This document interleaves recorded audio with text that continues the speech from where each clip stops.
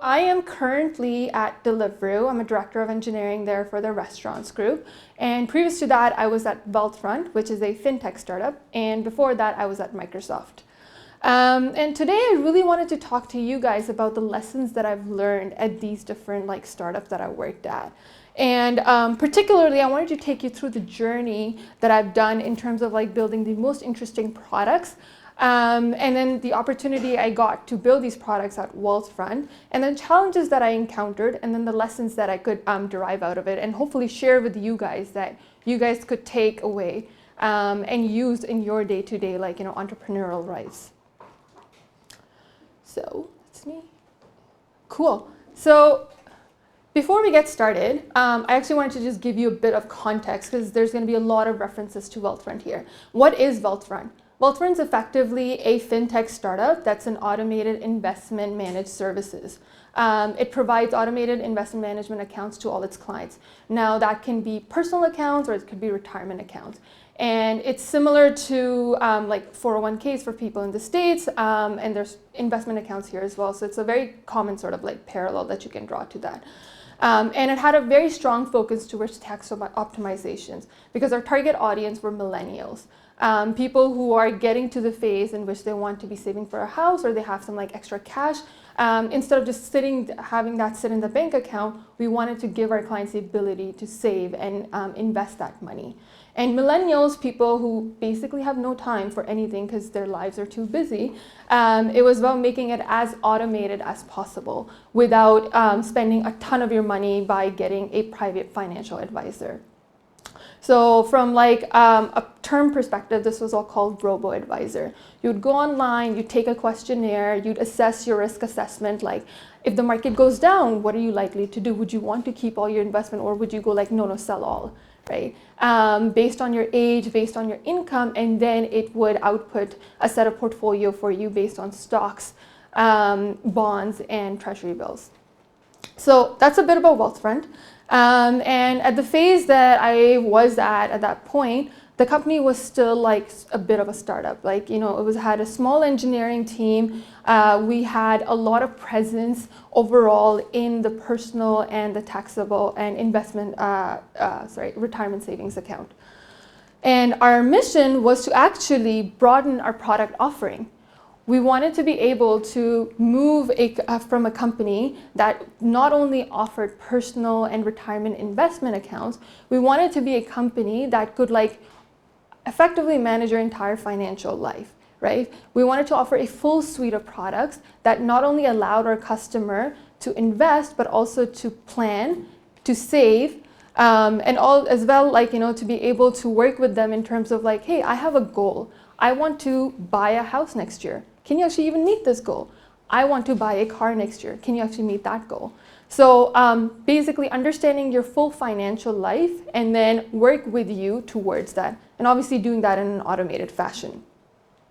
And so other than just letting you invest your personal account or your retirement account, how about we start increasing that? And how about we start getting into something like college savings? Because again, the first thing for a millennial is I have a bunch of cash, I'm going to put it into retirement. Then I have a bunch of cash. Let me make sure I'm getting, right set of investments for it. The next thing that usually millennials have in terms of a need is that now I'm starting a family. I have kids and I need to be able to secure their their college educations, right? For anyone, again, from the States, you probably are aware of how expensive college cost is and how much of a debt students have coming out of college, right?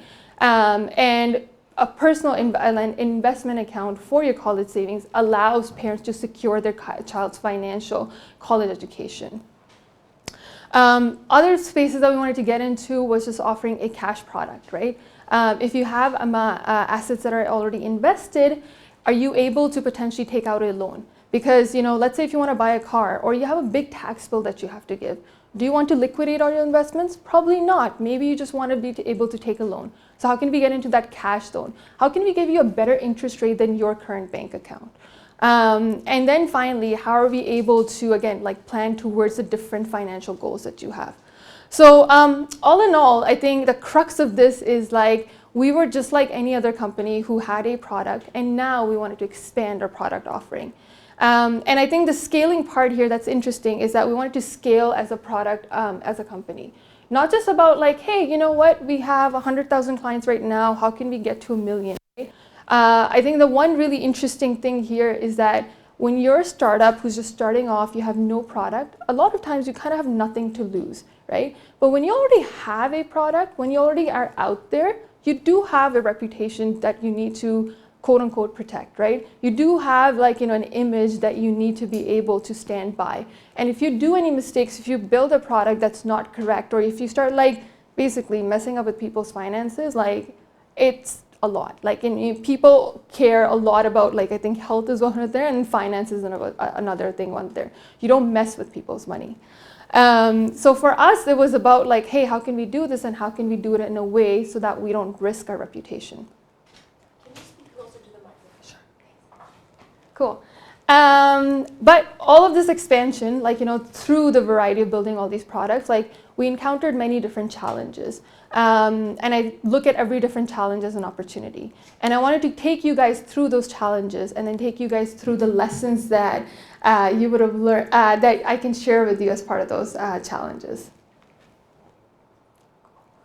So cool. So, you know, like any sort of product, the first thing that you'll probably have to like encounter is like, what am I even building? You know, it's like, I have an idea, but how do I convert that into a consumer product, right? Like we wanted to foray into giving a college savings account, but how do you actually do that? Like, what does it entail to build a college savings account, right? And I mean, to be honest, like, you know, there is no expert to go. I mean, for the people in the audience, like a fun fact is that in a college savings account, you can't just trade any securities. You can't trade an Apple and a Google stock. You have to trade securities that are issued by a specific state. That means you actually have to work with the government. You can't just like go out there and do it yourself, right? So it's effectively about also like figuring out expertise from different set of areas. Like, what is the research plan going to look like? When we build this product out, like how are we going to handle the operations part of it, right? How are we going to build the tech behind this product? What does the design of this product need to look like? And so it's like really in the early phases, doesn't matter if you already have a product out there. You still need to be able to figure out like, how do we get from an idea into a consumer product? Like, what does that journey, what does that roadmap entail? And for that, you either need to be able to find an expert in that space, right? Which is one thing that we did. We're like, we need to be able to work with the government. Do we know how to work with the government? No. Well, why don't we actually find someone who's worked with the government previously? We were able to find a company that had partnered with different governments to offer the state-sponsored college savings plan. Or you need to be able to like hire an expert, right? Like either you have the expertise in-house, or the first thing that you can do is just go ahead and find those specific experts. And the sooner you can like, you know, be able to bring that talent in-house, the sooner you're going to be able to get off the road. I think this is also the phase where you're like, you know, in like a zone where you're just like constantly questioning yourself, constantly questioning the product, constantly questioning like, you know, is the market right for it? Like, am I ready for it at that point? And that's also the phase that you probably need to have a bit more faith in yourself and in your specific team to be able to go like, no, we can get by. We can like get over these hurdles and we can get over these obstacles. But it's totally normal to be in a phase where you're together there and you have like heads of like different sort of disciplines and you're coming together to be able to figure out like, is this something that we can build out as a product? Cool. And again, like I think the other part here is like you do have a reputation at risk, right? This is the difference between someone who's doing a product from scratch. If it doesn't work, fails, okay, fine, like no one will remember it, right? But if you already have customers' monies out there, like it does make a difference. So once you have probably passed that hurdle, and for anyone who has any sort of you know, fintech experience or in any sort of area or market that has any regulatory constraints or third parties, you will soon discover that a lot of times they're not very incentivized to move at the same speed as you are. I believe that, like, you know, usually the ethos of a fast-moving startup is move faster, iterate, move faster, fail. That is definitely not the ethos of a government or a third party. Oftentimes you're going to find yourself feeling like that little rabbit in a slot TV. So it's about like almost having the patience and almost having the belief to go like, okay, what are those incentives? How can I incentivize these different set of third parties? We had to be able to when we were in a position, like believe it or not, we ended up working as we were building our products. Our underlying platform had 30 different third parties like dependencies. And I'm not exaggerating the number here. So it was quite significant, but it's to be able to figure out like, is this really worth it, right?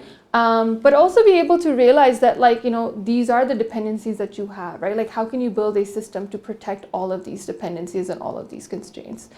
Again, like I mentioned, we had to work pretty closely with the government and be able to work on their timelines instead of our own. And so I think this is another one of those phases that as entrepreneurs to us in a specific startup, you are going to face these set of challenges. Not everything always is going to be in your control. You need to be able to have faith that other items that are outside of your control will fall in place. Cool. Next thing, so staffing, forever a concern and forever a constraint. So at the point that we were trying to, again, expand our product offering, we had about 10 to 15 engineers in the existing system who were responsible for, not only building new products, and at any given point of time, there's not just one new product that a company is trying to build. It's probably trying to build several new products at any given point of time. You have competing priorities, but then you already have an existing set of system that you're trying to uphold, that you're trying to maintain. And then there's obviously all this set of on-call work that comes around with it, right? How can I continue to automate certain operations? The way I like to always kind of slice these stage of startups is that there's always there's always a chunk of your time that you're going to be spending in terms of building new product and features. There's going to be another chunk of time that your engineers are going to be spending in terms of how they can scale, how you can technically scale, how you can deal with making on-call operations better. So all the automations that's related to engineers. And then finally, all the automations that you need to do for non-engineers. So CS folks, marketing folks, operation folks, right? There's a lot of processes that go in all of that stuff. How are you able to automate and cut back on some of the cost of those processes? And any given specific product is always going to be on a spectrum of completely manual to completely automated. And at certain times, it's probably not worth it to automate every single thing, right? Automating everything, it probably is a dream, but is it reasonable to be able to do it at any given point of time? And that's something that, again, as entrepreneurs, you have to make the call. You have to figure out, is this the best use of my time or the best use of my engineers to be automating this completely? Or is it actually a lower cost to let the CS operations run with the 2, 3, 4, or 5 manpower? Obviously, it doesn't scale well, but at any given point of time, that's a choice that you have to make. And then the other thing is again, if you have ambitious goal for any specific startup, another big part of that is scale your team.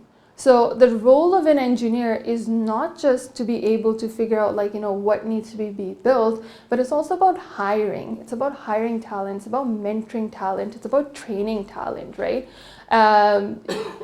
One of the core things that we had there at Wealthfront was about the fact that whenever we had something new, we had a lead engineer that was assigned to it.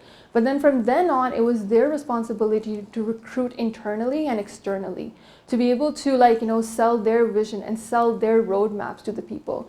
Because it's a very common thing. You can't really force an engineer to do something. Actually, you can't force any human to do anything. They're going to leave eventually. But you want to be able to have people buy into the vision. You want to be able to have people feel excited and feel passionate about it.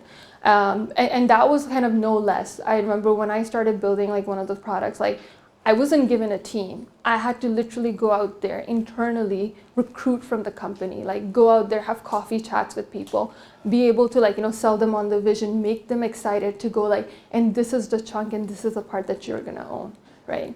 And these are all things that like, whether you're doing it as like, an early engineer or you're doing it later in the stage, you always want to be able to make sure you have people who can sell others or newcomers into the vision that you have. And I think like oftentimes using the word selling has like a negative connotation, but it's about making sure that people do get excited by what they're working on. Cool. And the other thing, again, if you have any sort of system and product out there, and now you're like, in a place where you want to be able to scale, or you want to expand your product offering, you may notice that a lot of times the underlying infrastructure, the underlying platform that you have may not be able to scale well, right? Or may not be able to fit the needs of the new products that you have. Can you get rid of the system? Probably not. Can you stop processes from running? No. And so your state kind of becomes similar to that picture where you feel like you're trying to like rebuild an airplane while it's trying to fly, or you're trying to assemble the landing gear while you're trying to take the plane and put it towards like landing. So these are all a lot of uncertainties that, again, as co-founders and as entrepreneurs or as people who are in a scaling or a growing startup, like these are all the challenges that you're going to be able to have to overcome and feel comfortable and be in that zone. And so now, with all these different set of challenges, there were like basically 3 crucial lessons that I learned. And I mean, I think even with all the technical time that you spend to it, like oftentimes you find that the lessons you learn are like almost actually very basic. You can apply them on like any different field. It doesn't have to be engineering related, it doesn't have to be product related.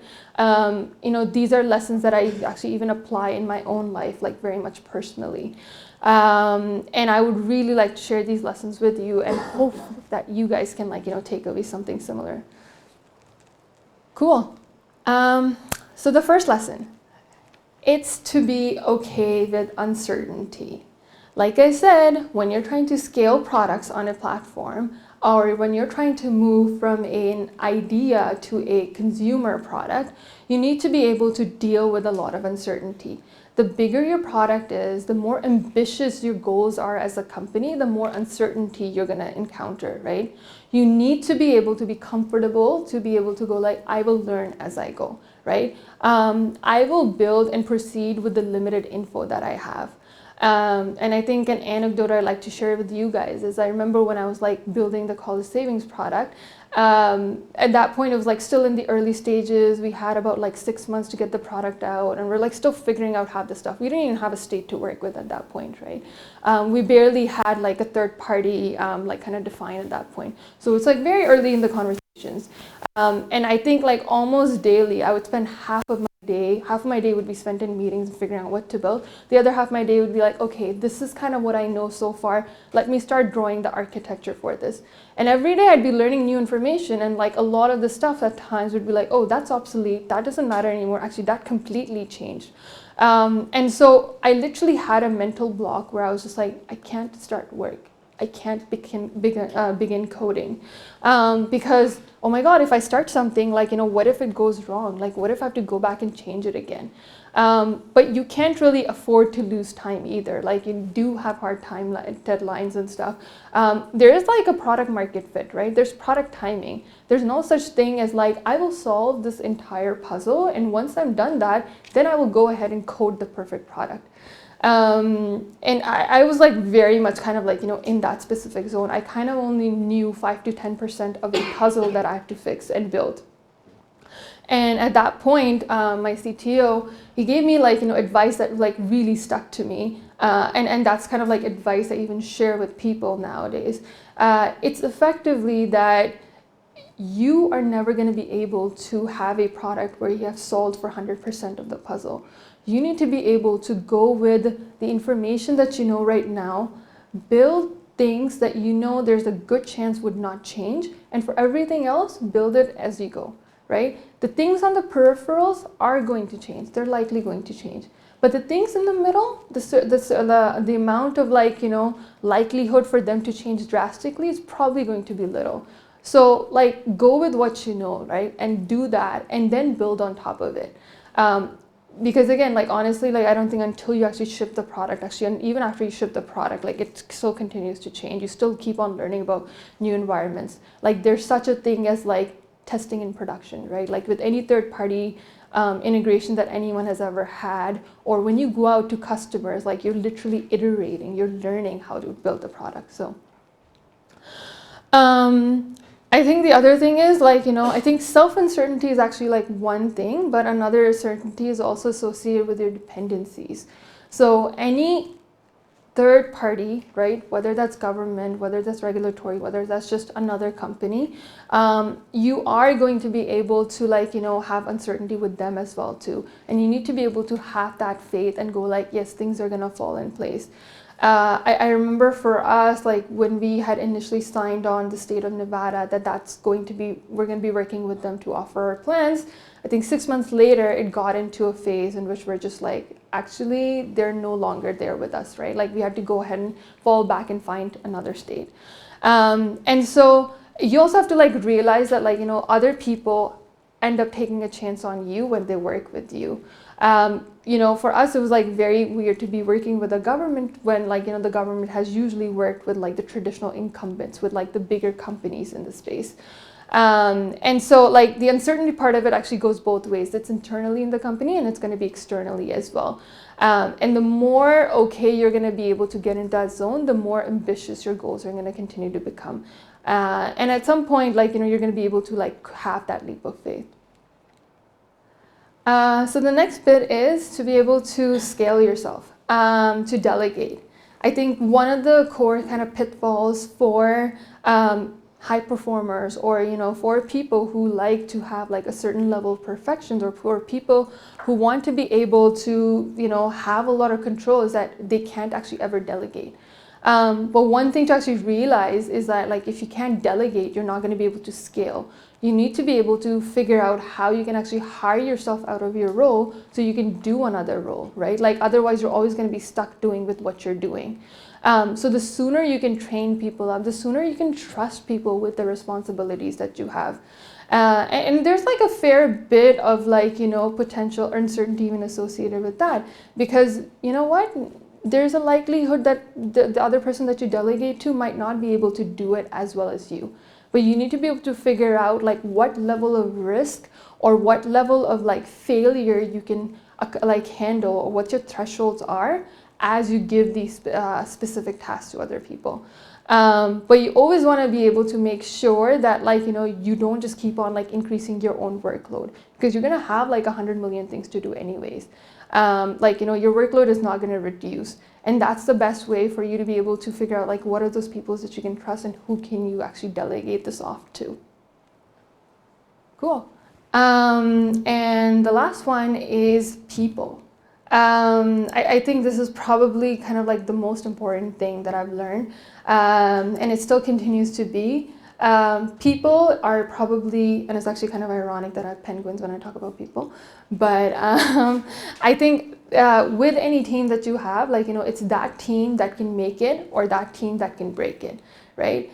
Hiring, ramping people up, mentoring someone, these are all probably going to be the most valuable ways that you can spend your time, especially if you're a leader. In fact, actually, it becomes more and more of your responsibility if you're a leader to be able to figure out, who is the right set of person, right? Who else do I need at this point of time? You need to be able to figure out, the most amount of uncertainty that's associated with a situation, and see how you can, is this the right time for me to hire someone? Is this the right time for me to add another person? How much investment should I be doing in this specific person, right? And then the other thing is, it's a valuable amount of investment that you make, right? Your time is extremely precious. So you want to make sure that it's worthwhile. You want to be able to make sure that, you have people that any time that you put into them, that there's a clear output that you see. I think the other thing is, it's personally very satisfying to be able to invest in someone's growth, to be able to be vested in someone's success. And those relationships, like, they stay on, right? Like, I mean, even if there's someone who like leaves your company today, there's probably like, a chance that like, if you're starting up a new venture, or if they find something interesting, right? If you leave that off on good terms, if you have like, a strong connection with that person, that you could have like another collaboration with them, right? And it's also about like, figuring out how to like carefully choose people as you build these products. Like, I think a lot of times you need to understand what individual dynamics exist that can end up building a good team, right? And I'm not saying that like, it's only one set of team, that the best team that can actually deliver something. No, you can actually like, deliver products from any set of teams, right? But then there's a difference in delivery. There's a difference in the quality, right? Why do most startups have so many, problems with scales, or like, okay, now we can't grow? It's because like, they have put products out there that probably don't have like, a decent amount of quality. And it's also about like, figuring out like, how do I like groom certain engineers? Like, how can they fit into roles? And how can I actually start identifying people who are not right for the job? I think one of the most important things that I've like, come to realize is like, oftentimes it's actually better not to have someone in a role than to have the wrong person in a role. Because constantly mentoring someone, or constantly course correcting someone, or constantly like, watching after someone is actually like just personally and emotionally just very taxing. And again, you have probably like 100 million things to do. You want to make sure that like, that's not an area that you're investing your time in. So like, the more carefully that you can actually like choose people, the more amount of like, investment or like, dividends that you would see in any sort of like company or venture that you take on.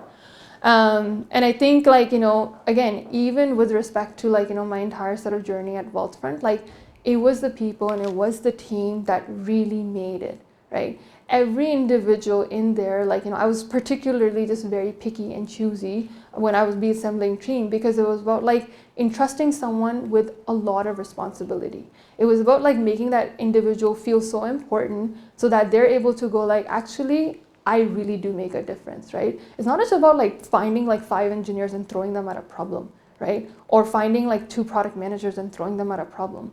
It's about like finding people that like, when they walk away after building those products, they can say that actually I made a very definitive difference here. And it's also about the fact that like, I'm sure like you guys can just go back and like, there's no like black and white, there's obviously like a gray area. But the sooner that you're able to get to a state in which you have like good quality people, you have A players, the sooner you'll be able to actually be in a room to discuss ideas, to discuss products, to discuss like, the next vision of your company, rather than like, oh, he said this and she said this and I'm not included in this and like that other person isn't. So you want to get rid of that stuff as soon as you can.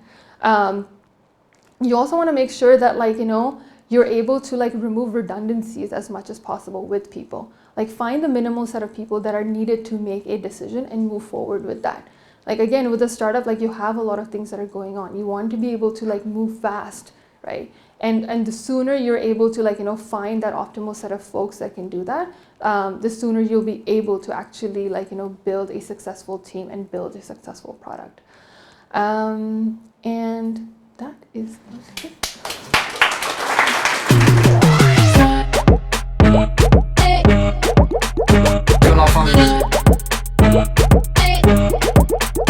Que la famille.